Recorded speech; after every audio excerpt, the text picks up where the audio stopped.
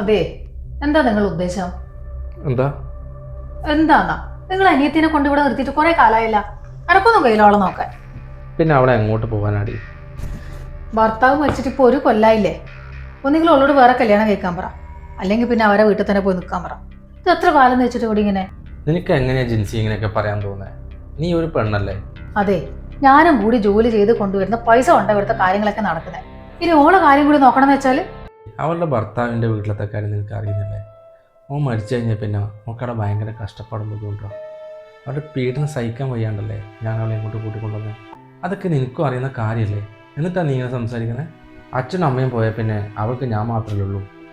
എനിക്ക് അവളെ അങ്ങനെ കൈയൊഴിയാൻ പറ്റില്ല. എന്നാ പിന്നെ ഒരു കാര്യം ചെയ്യും, നിങ്ങൾ അനിയത്തിനും കെട്ടിപ്പിടിച്ചോണ്ട് ഇവിടെ അങ്ങ് ഇരുന്നോ.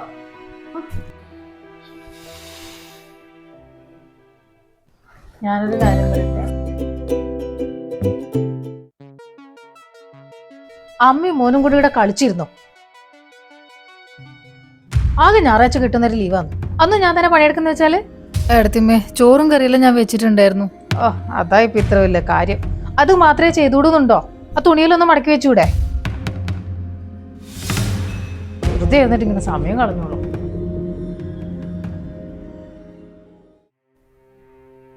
അമ്മ മാമി എന്ന എപ്പോഴും നമ്മളെ കലമ്പുന്നേ, അവർക്ക് നമ്മളെ ഇഷ്ടല്ലേ? ഏയ്, അങ്ങനെയൊന്നുമില്ല. അത് മോന് വെറുതെ തോന്നുന്നതാ കേട്ടാ. നമുക്ക് എവിടെയെങ്കിലും പോവാം അമ്മേ.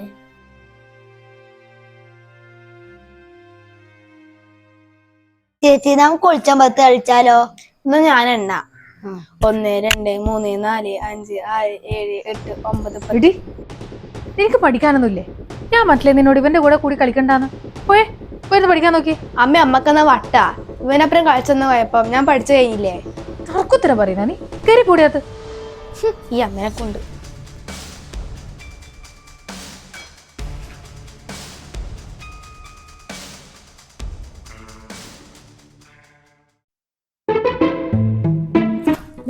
മോളെ ബിസ്ക്കറ്റ് കഴിക്കേ.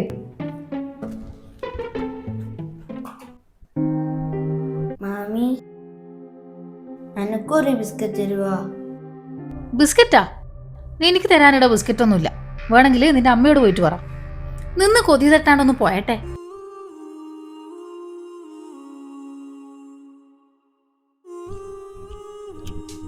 അമ്മ, എനക്കും വേണം ബിസ്ക്കറ്റ്. മോൻ അമ്മ ബിസ്ക്കറ്റ് വാങ്ങിത്തരാം കേട്ടോ.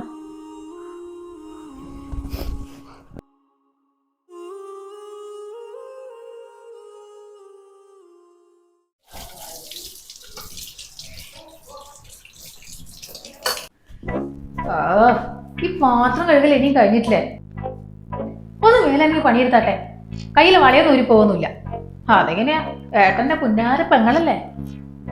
നീ എന്തിനാ ജിൻസി എപ്പോഴും അവളെ മെക്കിട്ട് കയറുന്നത്? അവൾ എപ്പോഴും നിന്നോട് മോശമായിട്ട് പെരുമാറിയിട്ടാണ്. ഓ, പെങ്ങളെ പറഞ്ഞത് പിടിച്ചിട്ടില്ല അല്ലേ? അപ്പോഴത്തേക്കും രക്ഷിക്കാൻ ഓടി വന്നല്ല ഏട്ടൻ.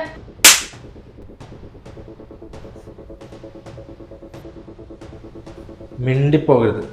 ഇനിയേ ഞാൻ പറയും, നീ അനുസരിക്കും. ഇവിടെ എൻ്റെ അനിയത്തിയാണ്.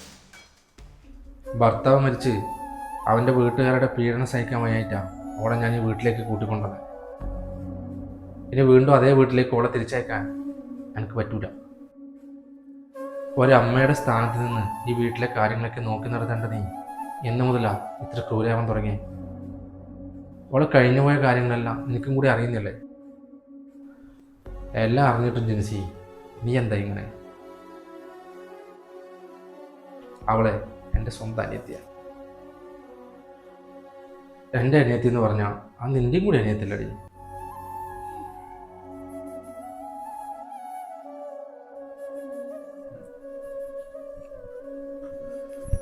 അനു, നീ ഇവിടെ ഇങ്ങനെ സങ്കടപ്പെട്ടിരുന്നിട്ട് കാര്യമില്ല.